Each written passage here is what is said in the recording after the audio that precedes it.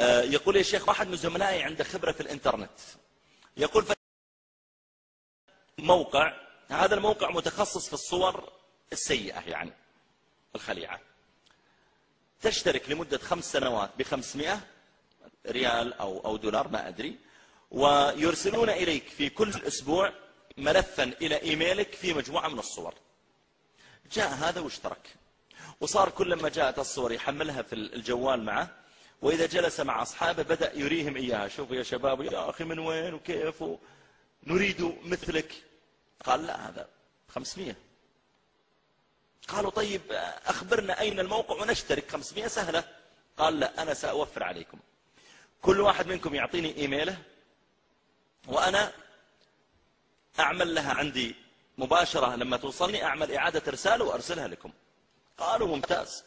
وبدأ كل واحد يعطي إيميله وإيميل أخيه وإيميل صديقه، جمع مجموعة من الإيميلات وجاء وبرمجها عنده في الكمبيوتر، وصار الإيميل من هناك يصل ويرسل مباشرة أوتوماتيك إلى 50 ولا 60 ولا 100 إيميل.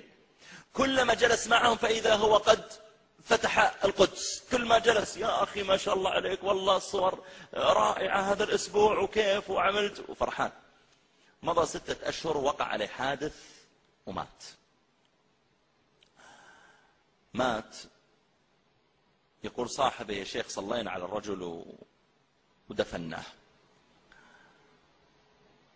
ثم أقبلت وفتحت الإيميل عندي فإذا فيه رسالة منه جديدة. فتحت الرسالة فإذا هي صور خليعة. قلت لا، يمكن هذه رسالة من زمان وأنا ما انتبهت إليها، أعوذ بالله من الشيطان الرجيم، ومسحتها.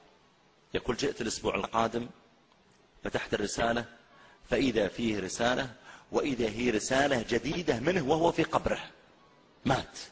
فتحتها فإذا هي صور خليعة ملف، فأدركت أن الرجل قد وضعها أوتوماتيك. فأرسلت إلى الموقع قلت يا جماعة الاشتراك الذي الموقع الإيميل الفلاني أوقفوه، الرجل مات. فردوا عليه قالوا أعطنا الباسورد، الكلمة السرية اللي هو.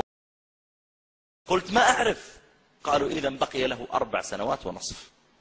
يقول أنا يا شيخ بنكمل 2 ولا يزال يرسل لي في كل أسبوع ويرسل لي أصحابي. يقول الله سبحانه وتعالى إنا نحن نحيي الموتى ونكتب ما قدموا وآثارهم اللي تركوها في الحياة قبل الموت، وكل شيء أحصيناه في إمام مبين. فأنا أقول أيها الإخوة والأخوات، الأمر بالمعروف والنهي عن المنكر، من رأى منكم منكرا فليغيره بيده، فإن لم يستطع فبلسانه، فإن لم يستطع بقلبه، وليس وراء ذلك من الإيمان حبة خردل.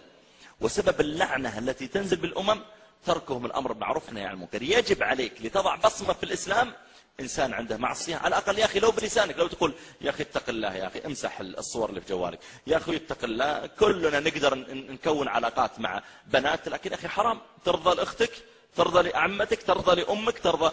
اتق الله في نفسك، على الأقل بصمتك في الإسلام يا أخي انك تأمر